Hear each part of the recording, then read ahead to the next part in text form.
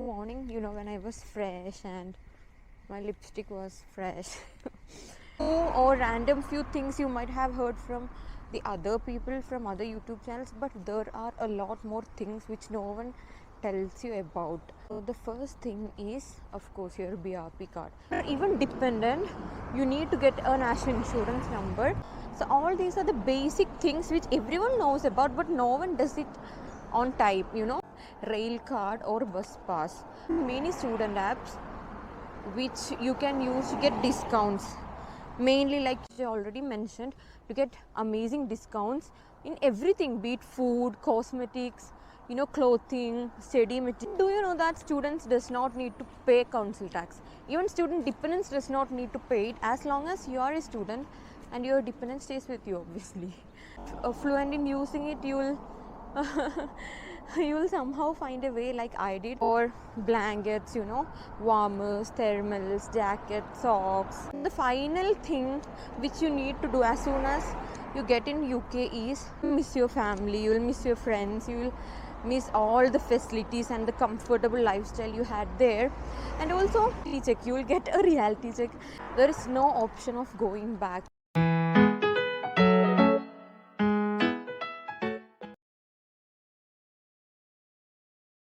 Hello, hi, welcome back to my channel. So you might be thinking, why am I on my formals today? Because today we had our dispensing session, so for that we have to wear formals since we are healthcare professionals, and you need to be formal, no need of explanation in that. But I'm sorry for my messed up look, first of all, because I'm on my way back to home from my college. I plan to take the video while I was going to the college in the morning, when I was fresh and my lipstick was fresh. But I just couldn't, okay, because I was late and I had to run, so I couldn't. Okay, so anyway, let's get to the point.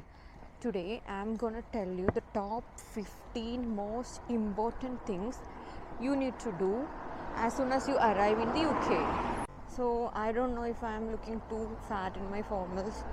I'm a little bit insecure, but okay. So again, coming back to the topic, the 15 most important things, okay. The first few or random few things you might have heard from the other people from other YouTube channels, but there are a lot more things which no one tells you about. So I'm just gonna discuss about that too. Just give you a hint, because everything is online nowadays and you can just do it as you wish and whenever you wish, and it's pretty much easy. I don't know if I'm audible that much because a lot of traffic is passing by. Okay, so the first thing is, of course, your BRP card. BRP card here is basically your document which is very important for you, even if you are going for a job or even for anything. You need BRP. It is like Aadhaar card in India. So you will get a BRP confirmation letter as soon as your visa is processed.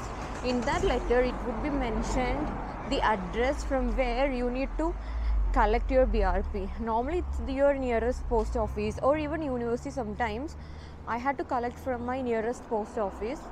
So yeah, get your BRP. It is very important. Don't delay. As soon as you land here, just go and collect it, okay? The second thing is getting your NI number. NI number is national insurance number, but to apply for that you need to get your BRP. So BRP is basically the base for everything. So just first collect that, okay, and you can apply for your NI number online in the UK government website. It is very much easy. I don't even have to show you guys how to apply. It's just at your fingertips.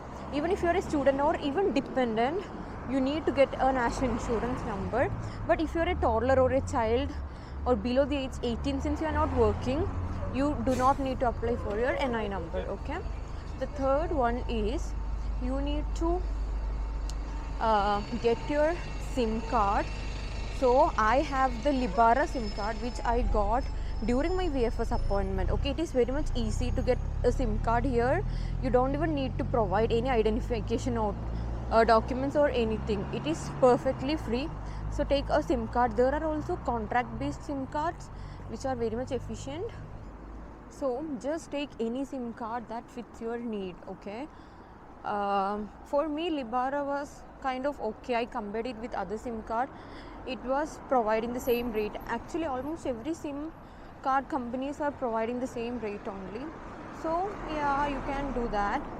And then uh, what I meant is you do not need to recharge. I have seen a few students recharging internationally so that they can lag behind and take a SIM card later. But for Libara, which you get from VFS, they have already a little bit of free validity up to 20 GB internet and calls you get for free. So why not utilize it? Because even if you are applying for part-time jobs, they need a UK number. Okay, so third one is that. Fourth one is also about the Wi-Fi. If you are staying in a student accommodation, generally they provide the Wi-Fi, but if they are not, please get it done, because you need a lot of internet to do things, and here internet is really cheap, even Wi-Fi is really cheap, so try getting that. Next one is having a British bank account. It is pretty much easy once you have the BRP card. Everything is easy once you have it. You don't even need to physically go to the bank. You can just start a bank account online, free of course, and they would even send you the ATM or debit cards to your address. You do not even need to pay for anything. You just need to download their app. For me, I have a Monzo account right now, and also I have applied for Lloyds and Barclays online. Lloyds is actually very much user friendly, but it would take at least 4-5 days to get your card, and nowadays Barclays have stopped giving student accounts, so everyone is going to Lloyds. But Monzo is also very good. You just need to record a few things and take a picture of your BRP, upload. Everything is within their apps, Lloyds app, Barclays app, Monzo app.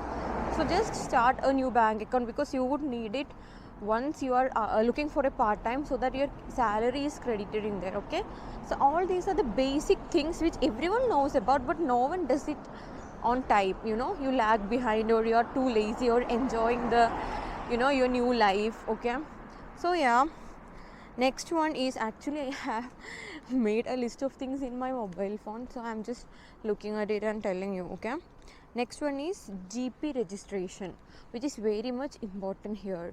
You can't get an NHS appointment for like many months, or it could even take up to an year, but still you would need to register for your GP. It's nothing, just take your Google map, find your GP nearby, and then just go and fill out the form and submit it there. As simple as that, right? Next one is taking your rail card or bus pass. It is very much important that you take it. If you are traveling frequently by metro, it would be very useful for you, because it comes A, very cheap, B, you do not have to worry about recharging it every single day. Okay, and also the bus pass is also, there is like student bus pass, weekly bus pass, monthly bus pass. It is much cheaper if you are a frequent traveler and you don't own a vehicle here. So yeah. Next one is university enrollment. You have to physically go to the university and just give your details and fill up some form online, or maybe you can physically go. It depends based on which university you are studying in. So I had to go directly to the university, and then they would provide you with an ID card.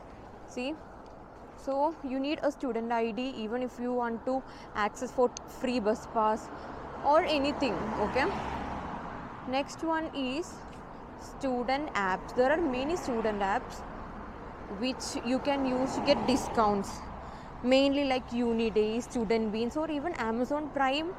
You can have the 6 months free student version.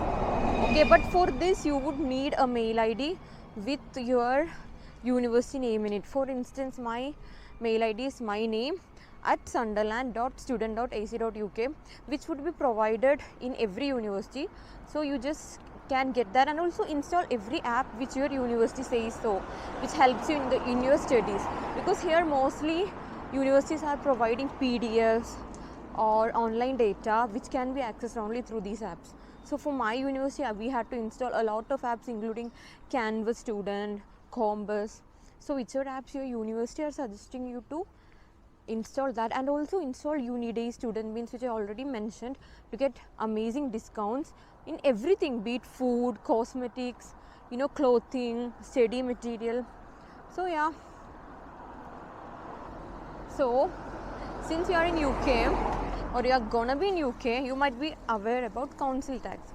But do you know that students does not need to pay council tax? Even student dependents does not need to pay it, as long as you are a student and your dependent stays with you, obviously. Okay, but you need to get a council tax exemption letter for that.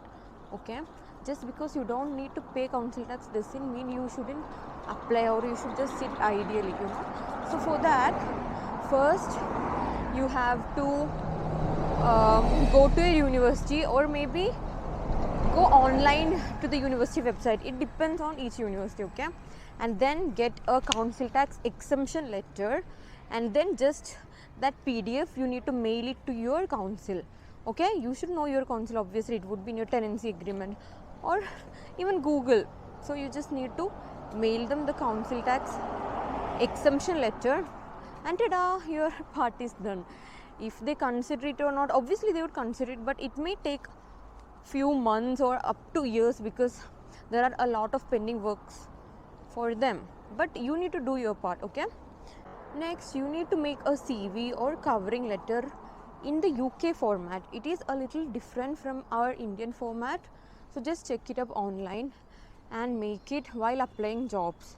And also you need to modify your CV according to the job requirements. Okay, for instance, if you are applying for a Domino's or for care home vacancy and you are an engineer actually, and you are putting your skills as efficient in HTML, Python, it's not really going to help you.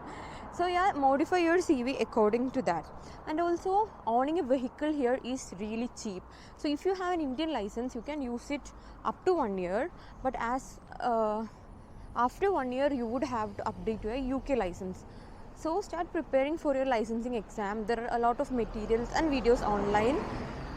Owning a car is really cheap and more efficient compared to relying on public transport. Okay, then you should be able to use Google Maps very smoothly and efficiently.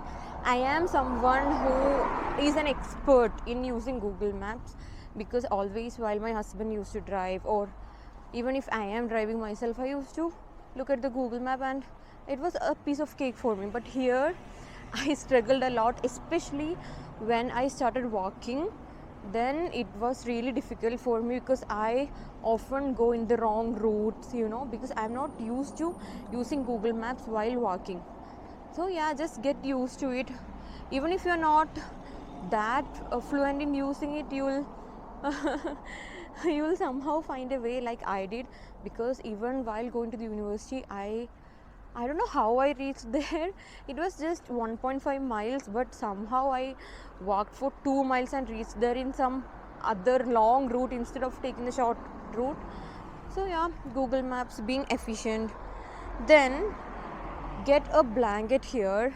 No matter what people say, if they are saying it's not cold, it's just summer, no matter what people say, just get a blanket. Okay, and you can rely on big supermarkets for some offer prices, or even in the apps which I told you, they get really good offers for blankets, warmers, thermals, jackets, socks. Also here everything is in written format or PDF. So if you are not a fan of studying digitally in your computer screen or in your mobile screen, just get a printer here is comparatively cheap.